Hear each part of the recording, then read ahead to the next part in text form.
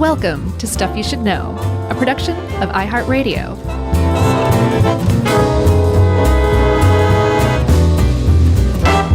Hey, and welcome to the podcast. I'm Josh, and there's Chuck, and Jerry's here too. And it's become clear to me that I used the slide whistle on the wrong episode. This is Stuff You Should Know. Oh, no. Would that have gotten annoying to you? No, I think the slide whistle worked perfect, and this isn't about slide whistles. No, it's about whistles, which Yeah. means your mouth with your lips pursed. That's right. So let's just, out of the gate, for the three people who don't know what whistling is the act of making a sound by forcing air through your mouth through a narrow passage, typically, with your lips pursed. And that is actually a specific kind of whistling, as we'll see, called pucker whistling. There's other kinds, but that is by far the most common form of whistling. And if you can move your tongue a little bit, you can start to get pretty good at whistling. One other thing to set everything up. There is no genetic basis for not being able to whistle. It's just a lack of practice. Do you whistle? Right out of the gate. Let's hit me with that info. You bet. I don't mean can you whistle? Yes, I find myself more going like that. Like I'm not trying to do a song. I don't even know I'm doing it. I realize I'm doing it as I'm doing it. It's just something to occupy the space around me, I guess. Okay. What Cool. about you, Chuck? Do you whistle, Chuck? Are you a whistler? Yeah, I whistle. Sometimes I wonder if I annoy people by whistling. Well, you've never annoyed me by whistling, I can tell you that. Okay. But back when, in the early days of howstuffworks.com, when we worked in a big office with, 50 people, I used to wonder about stuff like that. Well, yeah. Am I whistling around the office? Is that annoying to people? Kind of like, remember the guy who walked around in his sock feet? Oh, my God. Why did that bother me so much? Because he walked around an office with sock feet, including the bathroom. Yes, including the bathroom. That's why, at Josh. a urinal in socks. It was, I know that's just objectively wrong, but the rest of it, I never understood why it bothered me so much. But yeah. You don't do that. You don't do that. That's why. But you're also not supposed to whistle around the office too, FYI. Yeah, and I think I literally kind of was like, I probably shouldn't do that around here. Because that was the first office job I ever had. I know for a fact I've noticed you whistling before, but I can tell you it's never bothered me, ever. I appreciate it. I'm a pretty good whistler, so I like to whistle songs and things. You are a pretty good whistler. I appreciate that. So we'll, maybe I'll trot a little bit out here and there. Jerry whistles too, you just can't hear it. Oh, she's whistling right now. Mm-hmm. Way to go, Jerry. You're a champ. So you mentioned the pucker whistle. That's the most common, whistle that most people walk around doing. That's this. That. That's right. Okay, I'm going to try to demonstrate them all. So you go through them, I'll demonstrate them, okay? That sounds great. Okay. My good friend Eddie, whom you've met before, he does what's called the palatal whistling. That's like which this. That's right, except it makes a whistle sound. Right? And that is when you put the tongue on the roof of your mouth. I can't do it. Eddie does it really well, so it's always kind of fun. And it's just a nostalgia blast for me whenever Eddie breaks out the palatal whistle. Can he spit like that too? You know how you can do like a little thing of spit really fast from your mouth by touching your palate with your tongue? Gleeking? Yes, that. Can you do that? I can gleek, but I don't know if Eddie can. Well, then I'll bet you could palate whistle. No, I can't. All right. What's next? The old finger whistle. It's like this. Yeah, except, again, caveat, except it makes a whistle sound. Okay. I've never been able to do this. There are different methods, number of fingers where you place them and stuff like that. The old taxi whistle, that's a finger whistle usually. I've always been jealous of people who could really bust out a loud finger whistle. I could never do it. Are you jealous? Of finger whistlers? Mm-hmm. That's very low on the scale, but sure, a little bit. Okay, all right. They're putting their fingers in their mouths. Yeah. They're walking around New York City. Yep. And it's really loud, though. But if you could just palate whistle, you can usually whistle as loud as a finger whistle, in my experience. No, palate whistles aren't very loud. It's like this. Right. Oh, no. I think you're thinking of two different things. Are you thinking of a palate whistle as like a taxi call without fingers? Yeah, it's the kind where like your lips kind of press back in your face a little bit, and your teeth get exposed, and your tongue goes up to the roof of your mouth. I think we have a different version of palate whistle then. Maybe I can get Eddie to record his palate whistle. So I know what you're talking about. Then I've seen video of that. Yes, it's almost like it comes from the back of the throat. Yeah, I mean, I wish I could do it. When I try to do what he does, it's just and nothing comes out at all. Palatal whistling, except it makes a sound. And then there's throat whistling, which is a very strange-looking whistle because your mouth is open. You don't have like a puckered, pursed lip. Oh, that's what I'm thinking of. I don't know what palatal whistling is if it's not. You know what? At the very least, I'll get Eddie to send me an audio thing that I'll text you. Okay. Can you text him now? Sure. I'll talk. You just text for a minute. For the throat whistling, I would want to recommend. Did you watch those videos I sent you by any chance? I didn't, Chuck. I'm sorry. Oh man, that's all right. You have to though. You owe it to yourself. Okay. Because just go to YouTube and type in Ralph Whistler Guise, I guess, Giese, on Kelly and Company 1984, and just witness the beauty of this guy, Ralph, doing his throat whistling to Georgia on My Mind, which got about 500,000, 550,000 views. Then right afterward, you'll be prodded to watch the next video, which is Best Singer Ever Whistler Redub, which is somebody who redubbed him with his strange facial movements as actual, we won't even call it singing, but other mouth noises. That has gotten 2.5 million views. Nice. And I watched it 7 times a day and laughed just as hard every single time. It's I gotta watch funny. it. It's amazing. Okay, I'll definitely watch it.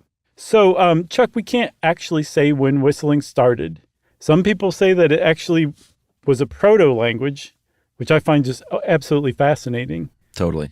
We do know that that well back into prehistory in the Neolithic age, people were using, maybe even Neanderthals too, were using bone whistles, the grimace kind of whistle, which would indicate that we were already familiar with whistles. We probably had figured out how to whistle by then. There's a bioacoustician named Julian Meyer who says the muscles it takes, the amount of brain power it takes to whistle is so much less than it is to speak and to use words and create a vocabulary like that it just makes sense that we would have evolved to whistle first, at the very least, to get somebody's attention, right? And then once you have somebody's attention, you want to express an idea, that just inherently follows. It's almost inevitable that we whistled before we learned to speak. Yeah, there have been legitimate whistling languages discovered on every continent on planet Earth. And then once we move on to recorded history, we know for sure that Greeks and Romans and ancient Greece and Rome whistled because they whistle like to jeer from the audience, like people still do in Europe, at least Europe. I'm sure they do that in other countries, but we boo here in the United States, but in the UK and Europe, they whistle when they want to express displeasure. Yeah, there's also, Herodotus in his histories described a community in Ethiopia that lived in caves and spoke like bats. And you know the term troglodytes? These were the original troglodytes. Yeah. And it's been taken, Herodotus has to be taken with a grain of salt because he himself was relying on probably a lot of unreliable sources. He sounds like somebody who would have really bought the stuff that he read on Facebook and put a lot of stuff onto Facebook if he were alive today. But Sure. That doesn't mean that there was not like some kernel of truth. And the troglodytes who spoke like bats has been taken to mean that they had a whistle-based language. Yeah, they were all over the place. People just took whistling at his buddies. Hey, look at this mastodon over here. Let's take this thing down. He says that all in a whistle. He's like, and also, have you heard the new Mastodon album? By the way, shout out to Mastodon. I was just for the second year running, the celebrity judge, quote unquote, celebrity judge in the chicken wing contest for the Kirkwood Spring Fling. And one of the other judges was Braun, the drummer of Mastodon. Awesome. And he was a super cool dude. Oh, I'm sure. How could you not be if you're in Mastodon? Yeah, we sat there and ate chicken wings together and very seriously reviewed them and rated them. So I'm sure you'd take that seriously. I would too. I would be very disappointed if you just took that as like a lark. Yeah, 16 chicken wings. Wow. Lucky. Yeah, well, I didn't eat them all. I housed like 4 of them, and then most of the rest were just a bite or 2. Okay. Do you like smoked wings? Like, of the Fox Brothers ilk? Yeah. Smoke. I have a love-hate with smoke on any food. It's okay, but same with mezcal. I like it in just little bits and blasts. Yeah, I'm with you. With the smoked wings, though, that's kind of what I'm on right now. I can eat a lot of those. Those, hey, the Fox Brothers wings are great. Well, nothing complements and is complemented by ranch more than a smoked wing. To me, it's even better than like a regular straight ahead buffalo wing as far as the ranch combo works. I don't eat buffalo anymore at all. I'm what do you? I'm a dry lemon pepper guy Oh, all right. these days. I always associate that with sports betting and watching like sports on Sunday for some reason. Well, I do a bit of both. Speaking of, dude, have you seen, sorry to all the people who are new to the podcast, have you seen the roast of Tom Brady? Oh, I saw parts of it, but there's no way I could sit through that in earnest. It's so bad. Like the stand-up comedians and some of the podcasters did pretty well. Nikki Glaser won the night easily, handily. She's great. But when you finally get to Tom Brady's part, it like it's unwatchable. You just can't look. It's so bad. He's like so going with the joke of how he's the greatest that it becomes kind of painfully clear that he's actually being dead serious at that point. He's not joking at all. It's really tough. I would actually recommend just watching like the first minute and a half of it and see if you can make it that far. I don't know if I could, but shout out to Nikki Glaser, one-time Stuff You Should Know listener at least. Yeah, that one time. I don't know if she still is, in other words. I know what you mean. You're just joking. All right. Can we get back to whistling? Yes. That's all my fault. We can move past the history. People get what's going on here. Well, we need to talk about when whistling was like a big deal, though, in history. Yeah, that's what I was getting to. Okay. We're talking initially, that ancient history stuff was like, hey, look over here. Hey, what should we do? Hey, we're communicating. But if you're talking about whistle while you work, musical whistling, in other words, it's kind of tougher to trace that history because there's nothing, there's no fossil that would indicate anything. But Linda Hamilton, who is a historian and loves whistling, has definitely referenced whistlers in the 1600s. My bet is that it goes back even further because if people learn to whistle, I believe people are inherently musical, then people are, in my mind, whistling for enjoyment and pleasure. Pleasure, yeah. Well, even in the Canterbury Tales, Chaucer says the young squire spends his days singing and whistling. So, I mean, exactly. Yeah, that's yes, I agree. I think the first time somebody realized they could whistle, it immediately kicked off the human, pastime of whistling for pleasure. Yeah, absolutely. So, they were like, hey, over here. Hey, I like that a lot. I'm just going to keep saying, hey, over here a bunch of times. That was the first time it happened. The first song written by Whistle was called Hey Over Here. So there were actual songs. There were professional whistlers. Late 19th century, vaudeville, it makes sense. Like vaudeville, of course, they had so many acts doing so many different things. Of course there were whistlers. But it caught on. And in the first pretty much half of the 20th century, there were a lot of whistling acts, whistling performers. They have names like Ronnie Rinaldi, Muzzy Marcelino, just perfect names like that. And they were big enough that I think in 1949, Ronnie Rinaldi sold out Radio City Music Hall for 10 weeks. And he was a whistler. Every night for 10 weeks. Yes. Yeah, That's not staggering. Just like once and then 10 weeks later. I mean like every night for 10 weeks, yes. That's a 6,000 cap venue. He was a whistler. Oh, man. I mean, that just shows how big it was. It was usually people, if you had a whistling act, you were doing usually both of two things, which is whistling songs and things, and then mimicking songbirds. Yeah, and that's still a thing. I watched Pucker Up, the documentary on whistling. Did you see it? I did. It's great. In the way that it starts out too, I was like, this is indistinguishable from an episode of Documentary Now. Like the first half hour, it really was. Could not tell it apart. Yeah, except there was no Fred Armisen or Bill Hader. But I was just waiting for him to pop up. It was like that dead on. Yeah, but it's a really, really sweet, charming documentary, and all the people involved are pretty great. But one of the first people, I think the first whistler they introduced you to, a guy named Joe Sedano, he is doing bird impressions out in the woods, and the birds are responding to him. It's really neat to see. You're like, wow, this guy's communing with the birds right now out in the woods. Yeah, he's talking. Better watch what you say, though, buddy. Yeah, for sure. So it was going along pretty well, whistling, very, very big in vaudeville, like you said, and a popular act, just period. So much so that there was an academy in 1909. The Agnes Woodward California School of Artistic Whistling opened up, and she had some pretty high-profile clients, including John Wayne, I guess, wanted to learn how to whistle really well, Pat Boone, Bing Crosby. If you're in a Western, you better know how to whistle. That's my guess why John Wayne needed to learn. Or at least whistle for your horse, at the very least. Sure. Yeah, your horse loves to hear you whistle. That's a funny joke, though, in a Western. It's like the cowboy who can't whistle probably feels pretty bad about himself. Probably. That reminds me of the singing horse in Top Secret. Oh, yeah. That was just on an episode of Scott Hasn't Seen, so that's fresh in my mind. Oh, okay, good.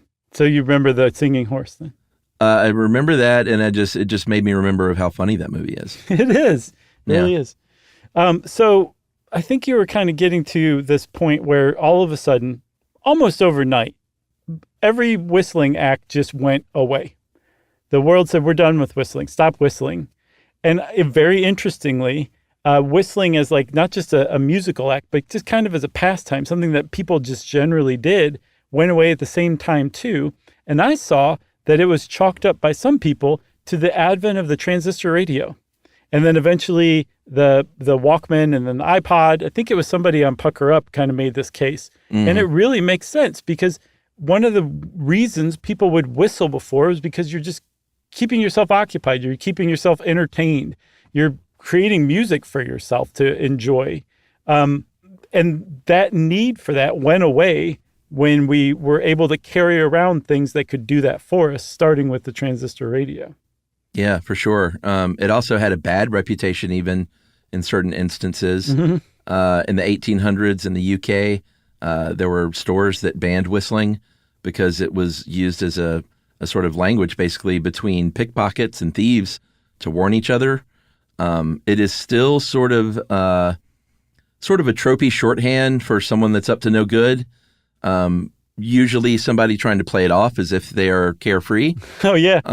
Like if you were doing a sketch, a comedy sketch about a shoplifter, every time the shop owner looks over at the shoplifter, they would probably like look up at the sky and... That would kill. Absolutely. And it's just become sort of a trope as a shorthand. Again, just another sort of weird use for whistling. So it's just like roller skating. You remember how like roller skating was huge in the late 70s and all of a sudden just overnight it went away? But like black culture was like, nope, we're still roller skating, and roller skating continued to be a thing. That kind of happened with whistling. The world was like, we're done with whistling.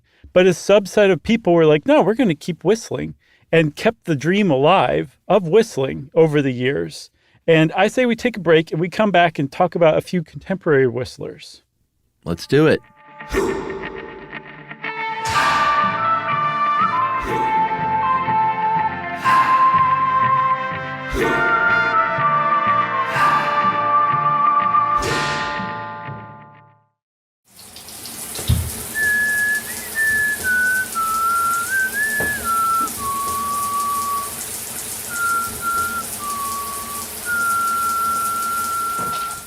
Okay, Chuck, so we're talking about people who whistle today, sometimes for a living. There was an artist in the 90s named Marge Carlson who whistled a lot of saccharine Christian songs, and was known as America's sweetheart of bird song. She was quite a good whistler. But she had albums, like she released albums where, rather than singing, it was all instrumental, and one of the instruments was her whistling. Yeah, and that's still a thing. I'm sure you looked at these videos, Josh, but there is, and big thanks to Anna, by the way, who put this together for us. Very cool, robust article. But she found Molly Lewis, who is a contemporary professional whistler, just a wonderful whistler, she has an EP called The Forgotten Edge. She performs live in concert. There's a very fun YouTube with Molly on one of those Sunday morning shows. I can't remember which one. It was CBS Sunday Morning. It was good. Good little segment. Yeah, it's a very good little segment, like you said. And Molly just seems terrific. Very enthusiastic about whistling. Yeah, she's a whistler. But at the same time, she's like bewildered that she's actually making a career out of whistling. Like she's able to do that. Yeah, she's kind of laughing about it and not like in a put down way. Just kind of like, I'm good at this weird thing and it's just kind of crazy. Yeah. Yeah. She's got some contemporaries too. A lot of, I think actually Molly competed too. A lot of the people who you would have heard of as whistlers, at least now, if you really dig into whistling, you'll end up hearing about them, like Chris Ullman, Geert Chautreau, who's just an amazing person, apparently. They competed in like the international whistling finals. And as you kind of start to dig into the world of whistling, some names kind of bubble up to the top. And that's because they're essentially competitive whistlers. There's whistling competitions that are held over the years. And some people who are just the best of the best at whistling will compete. So in addition to Molly Lewis, you'll run across a guy named Chris Ullman, who's a champion whistler, a guy named Geert Chautreau, who's another champion whistler. And they're just amazing. And if you listen to them, it's like, especially if you just go watch Pucker Up, the documentary. I think it's even on YouTube for free. Yeah. Like you'll start to realize that people have their own style, their own techniques. Oh, yeah. It's not just like there's one way to whistle. People have figured out a bunch of different ways to whistle and different combinations of those ways to whistle. And they're keeping it alive, like I said. That's right. I mean, Sammy Hagar may say there's only one way to rock. But he will also say there's a lot of ways to whistle. That's right. And he said, for those about to rock, we salute you. And we salute Sammy because he just got a star on the Hollywood Walk of Fame. Oh, really? Congrats. Yeah. Way to go, Sammy. Yeah. So if you are a great whistler and you maybe compete in these competitions and you're like, well, I'm not popular enough to get my album out there like Molly Lewis, you probably could find a home at Cirque du Soleil, because they have had quite a few whistlers over the years perform with them, as Cirque is a bit of a modern-day vaudeville, and they have all kinds of fun things like that. Yeah. We go every year here in Atlanta. It's a nice, fun tradition for the fam. You can also whistle on songs and soundtracks. Molly Lewis whistled on that Barbie soundtrack that's so great. Of course, who can forget The Good, the Bad, and the Ugly? Sergio Leone's famous spaghetti western in which Alessandro Alessandroni did that very sort of iconic whistle for that movie. Oh, it's iconic for sure. I mean, it signifies any time you're suddenly like potentially in danger because a extraordinarily capable killer has showed up. Is that, I don't know if I described that correctly. No, if the S was about to go down. Yeah, I guess so. And as a refresher, of course, Clint Eastwood was the good, Lee Van Cleef was the bad, and Eli Wallach was the ugly. Oh, poor in case Eli. anyone, I know. Do you want to bust that one out for us? Like that? Yeah, that was great. I got another one too. There's actually a name, that whistling part where L Driver is going to kill the bride at the very beginning of Kill Bill Volume 1. Yeah. That song is called Twisted Nerve. And it's like the creepiest song you've ever heard in your life. And it's from a 1968 British thriller called Twisted Nerve. You know the song I'm talking about? I mean, I'd probably recognize it. It's been a while since I've seen that, though. It's just Creepsville. And for some reason, I think it's because it's whistled, in part, is why it's creepy. It's a creepy song. All right. I'll have to check that out. You want to take a stab at it or no? Sure.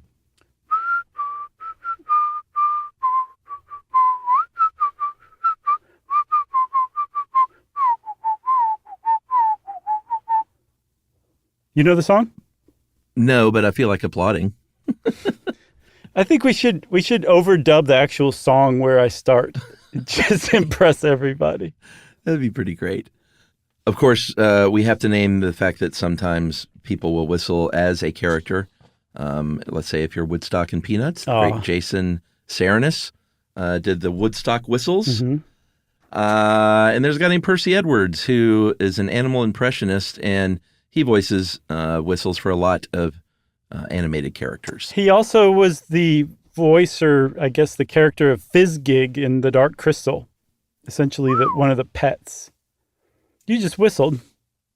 And what did I just whistle? What did I do? I indicated something, didn't I? You expressed emotion, in this case, admiration or being impressed. That's right. And what we're talking about is why people whistle, and we've kind of poked around here and there. First about the fact that there were languages and stuff like that. If you lived in a mountainous region, a very good way to communicate over a longer distance like that and maybe give a direction is to have some whistles that you agree on rather than try and get someone to understand you saying, there is wood over here. You might have a whistle that can indicate that a little more clearly over a great echoey distance. There's also, yes, and that's the whole point. Echoey distances are basically the basis of what are known as whistled languages.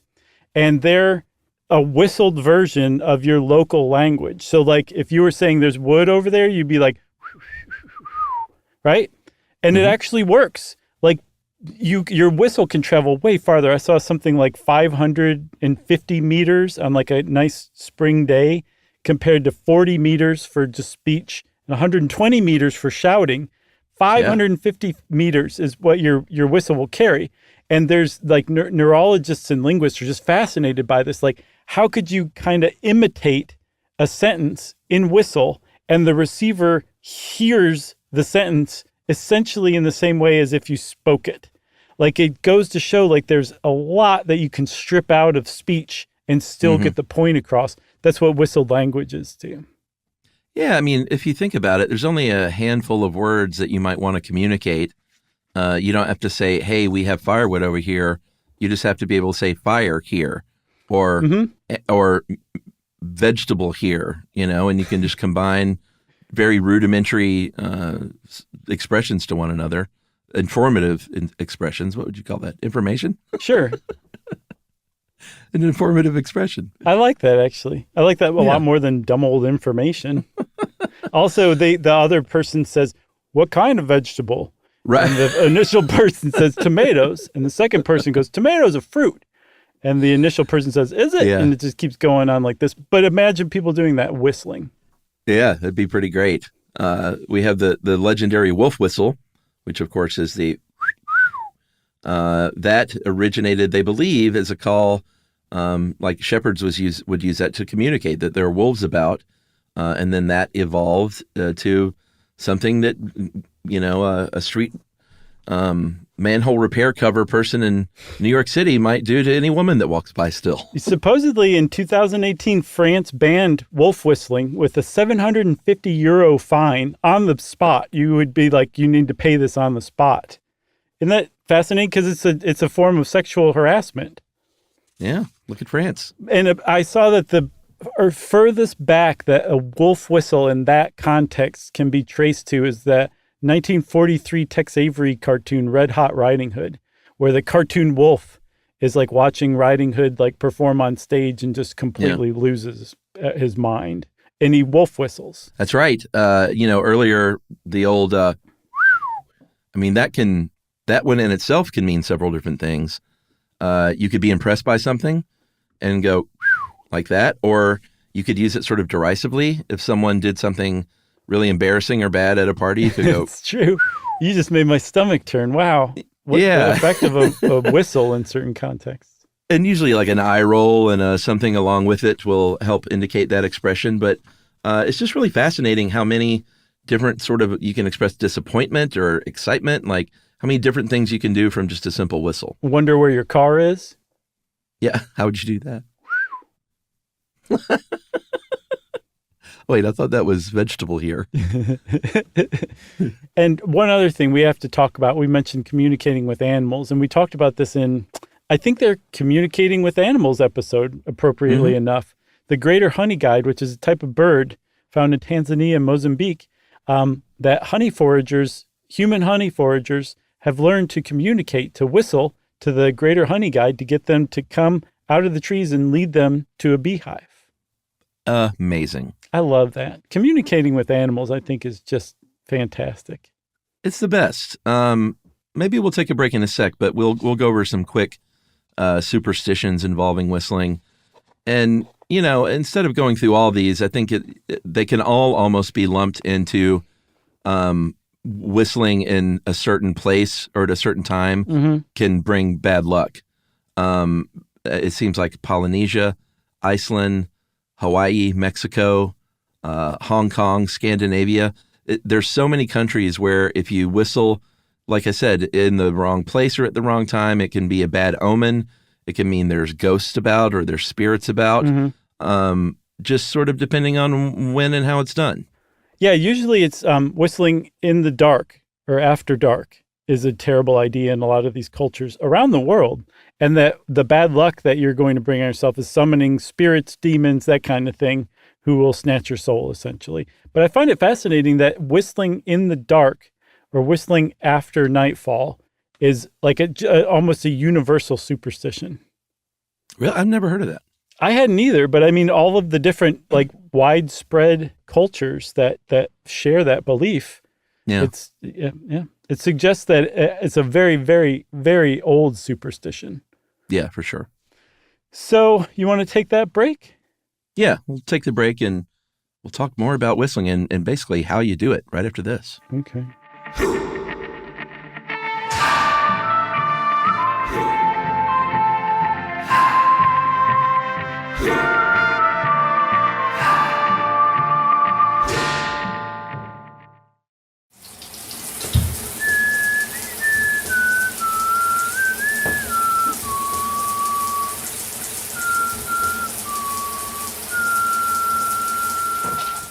All right, we're back with Promise on teaching you to whistle.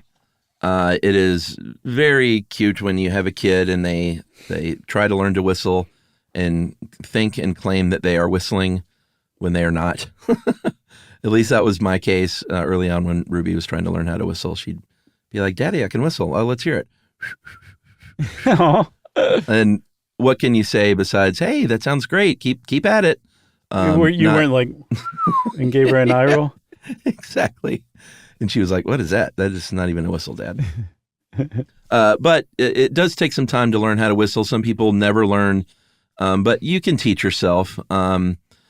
What you're doing basically is creating your mouth becomes an instrument and becomes a chamber basically, where you are passing air from one small opening from your lungs, where the air comes from, out of your puckered lips, and you do that with the standard pucker whistle by placing your tongue. And you might not even realize at first. I was like, "Wait a minute, the tongue's not on the roof of your mouth." Right. But the tongue is absolutely at the roof of your mouth. The very back of your tongue is at the very back of the roof of your mouth. Yeah. Not the front of your tongue. The front of your tongue is pressed against the bottom row of teeth. Right. And that's what you do. You just start blowing. You form that O shape with your mouth and just practice, practice, practice. Yeah, it's really neat. It's called a Helmholtz chamber that you're forming, which is a type of resonance chamber. And because you're forcing air through from smaller holes into a larger hole, back into a smaller hole, and your tongue's there, by moving your tongue, you can adjust like all sorts of weird currents that you're creating in the air pressure, and that creates the vibrations that make the sound, which is why when you move your tongue around, you change notes and pitch and timbre and all sorts of crazy stuff. And that's whistling. That's pucker whistling. That's what you're doing. I love it. I love that there's like an explanation that makes total sense. It's deeply satisfying to me. It would suck if we were like, we still don't know how we whistle. Right. I think I would lose my mind if that were the case. Yeah. And, you know, when we're saying things like moving your tongue around and the tongue is pressed against the top of your mouth, like if you don't know how to whistle and that's frustrating you and you're just moving your tongue all over the place, they're very, very subtle movements. Like I said, I didn't even realize my tongue was against the back of the roof of my mouth. I didn't either. Until I started whistling, and I was like, oh, wait a minute, I guess it is. And then the back of my tongue very subtly moving back and forth against the back of the roof of my mouth is what creates the different tones and pitches and warbles and what have you. So it's just all just very, very slight movements. You're going to frustrate yourself if you don't know how to whistle and you're trying just all of these crazy things with your tongue in your mouth. Yeah, Chris Ullman, that champion professional whistler, he spoke with Vox and said, I'll give you 4 steps to whistling. First, form an O with the shape of your mouth. Second, press the tip of your tongue to your teeth, usually the inside of the bottom row of your teeth. And then he said, blow gently. This is important. You want your air to be focused and constant, not necessarily hard. The harder you blow, it makes it more difficult to whistle. So you just want to kind of blow concertedly, but not hard. And then lastly, you just keep practicing. And the way that he put it is you practice each one of those steps in succession. So you just keep forming an O over and over until you've got the mouth position going. Yeah. I feel good because my steps were exactly like the pros. Yeah. I guess you just intuitively knew how to whistle. You just taught yourself like that. Is that what you're saying? No. I'm saying the way I described it, how to do it, was exactly gotcha. like Chris Ullman did. Of course, and he's a pro. So you're a pro podcaster. So should we talk a little bit about famous whistling stuff? I think so. I mean, at the very least, we have to talk about to have and have not. Yeah. Take it away then. Okay, so there's a adaptation of a Hemingway novel, To Have and Have Not, with Lauren Bacall and Humphrey Bogart. And there's a very famous line where Bacall says, you know how to whistle, don't you, Steve? You just put your lips together and blow. And that's probably the most famous movie line about whistling ever uttered. Everybody knows that one. You might not know what movie it's from or who said it, but you've heard that line. Don't even kid yourself.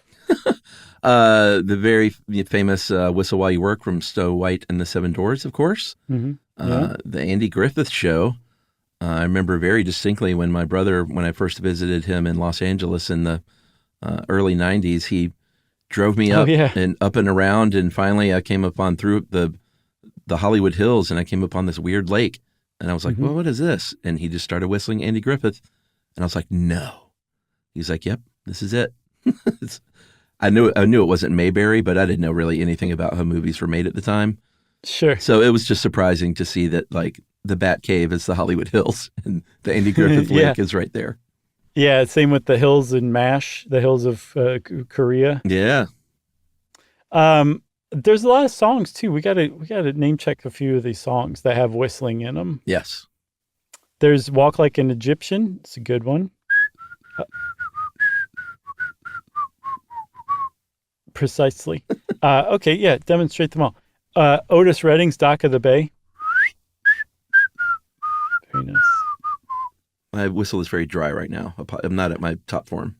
Scorpions' Winds of Change. I can't think of that one. I know that song. What is it? Oh, that's right. Yeah, it's good. There's also a bunch of others. Me and Julio Down by the Schoolyard. Don't Worry, Be Happy. Maybe the iconic whistling song. That one sudden part where Axl Rose starts whistling in Patience. Yeah, that was on my list. That's a great whistle. La La Love You, the Pixies song. Uh-huh. Yeah. Yeah, I'm going to see them next week. You're going to see the Pixies? Yeah. Where? They're playing Chastain with Modest Mouse. Oh, neat. So is Kim Deal back with them yet or no? Oh, no. She's never coming back.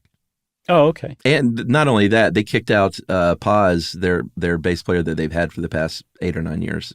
Wowee. So Black Francis is going on a tear, huh? Yeah, I don't want to speak out of school about why that may or may not have happened, but it seems fairly disappointing from what I've read. Wowee. Yeah, but I'm still going. What else was there? Oh, Mariah Carey's a famous whistler. Well, yeah, I know you're kidding around there.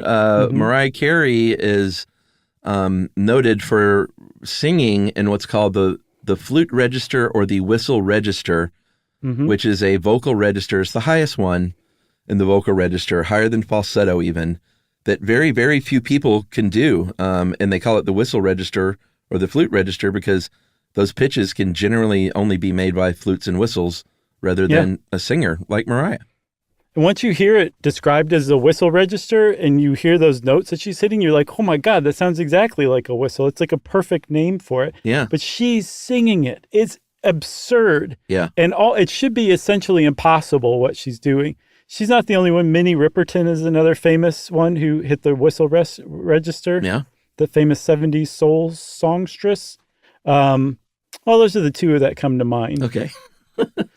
But I'm just impressed to no end by that. What about, what's her name? Aguilera. Christina Aguilera? Yeah. She's got that whistle range. I've heard it. Does she really? Sure. Oh, okay. I think there's a couple of younger artists. Actually, she's not one of the younger artists anymore either, really.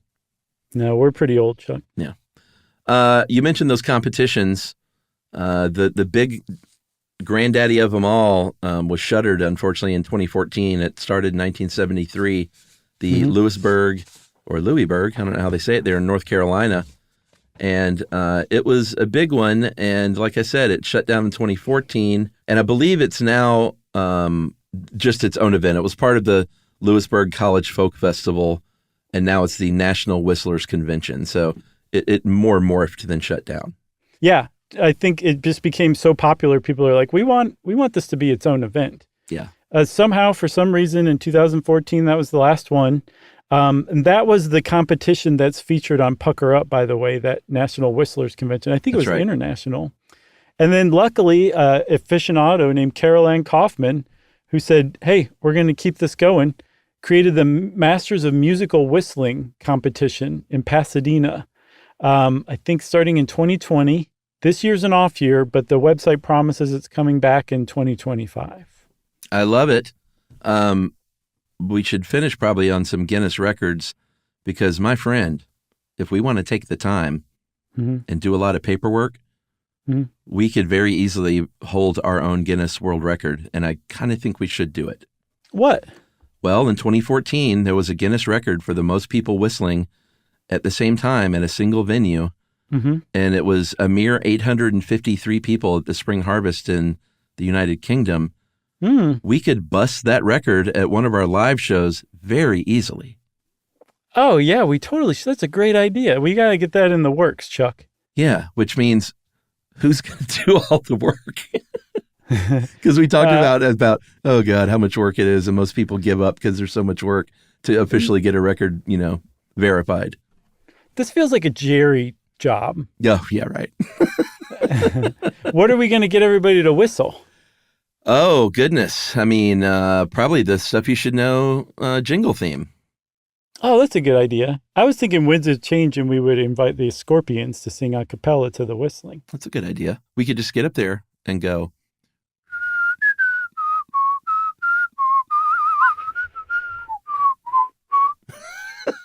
What were you doing? I think it was a Christmas Carol. I don't know which one, though. Wow. All right. Well, as long as no one does what you do, we'll be just fine. I thought we harmonized quite nicely. Oh, okay. Well, let's talk about some world records because, yes, I agree. We should break that one, and we'll ask Jerry to help us with that. We could do that everywhere, but probably D.C. That's right. Or Atlanta. We'll get it in Atlanta. Yeah, we'll see. So in 2004, this is insane, okay?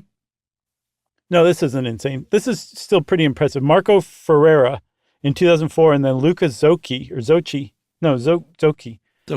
in 2014. They hold the record for the world's loudest whistle. They each reached 125 decibels. Again, I don't remember what episode we were in, but that's like rock concert level decibels. I think it was our plane travel. That is amazing. Yeah. Yeah. The one that really knocks my socks off, though, is the one that Joshua Lockard broke. Oh, the highest pitch? Yes, dude. I don't even know what that means. Okay, so he has the world record for the world's highest whistle in frequency, 10,599 hertz, which is almost 11 kilohertz, right? Go look up on YouTube 11 kilohertz tone. Okay. And I played it, and I had my volume up about halfway, and it was just silent. And I was like, is this a prank? Is this a joke? Like somebody goes around and puts up like videos like they're playing a tone, but then doesn't put any sound to it. And I turned it all the way up, and only then could I hear it. It was that high pitched. It was almost above like audible range of hearing. That's how high pitched it was.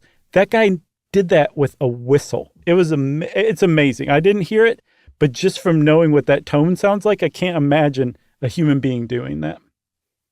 I'm playing it right. Oh, wait. Turn it way up. But keep your wine glasses out of the room because they will shatter. I'm hearing nothing. Right. Turn it up. No, it's up all the way.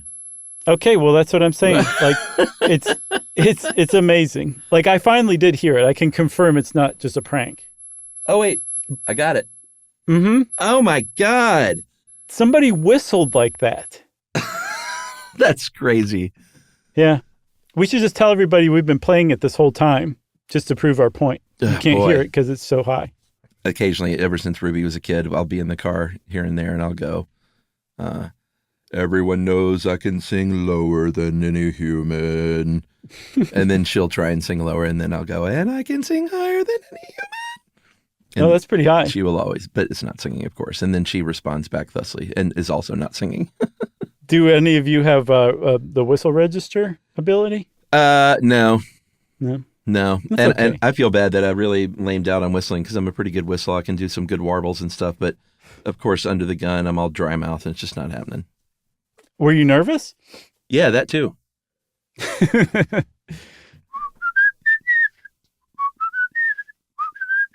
That's lovely. But I'm not even getting any warble. It's like a beautiful little lark flew into the room. As soon as we hit stop, I'll be whistling like a songbird. I guarantee it. I'm locking up right now. I've got, that last whistle was great. I've got one little fact to share. Okay. So in the one of the 1984 editions of the British Medical Journal, there was a case study about a patient who suffered a stroke. And as they were recovering, their only way to communicate, they couldn't talk.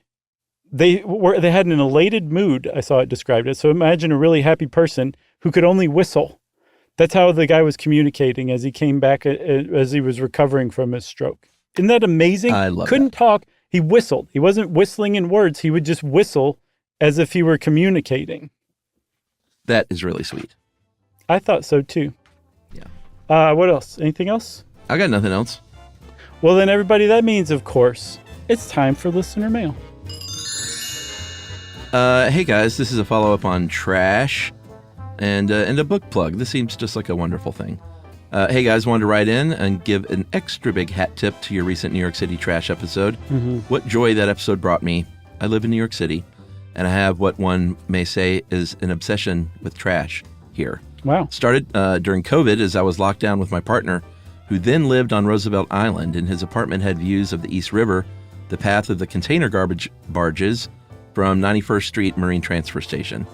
I watched them, made efforts to identify them, filmed them, and eventually it led to me writing a children's book about New York City trash. Awesome. It's so cool. Seeing the multitude of the garbage was jarring and all very fascinating. The book is about Gary, a city rat, and his adventures with Marge, the garbage barge. It is definitely not a full capture of the city's garbage, but a story of one of its many routes.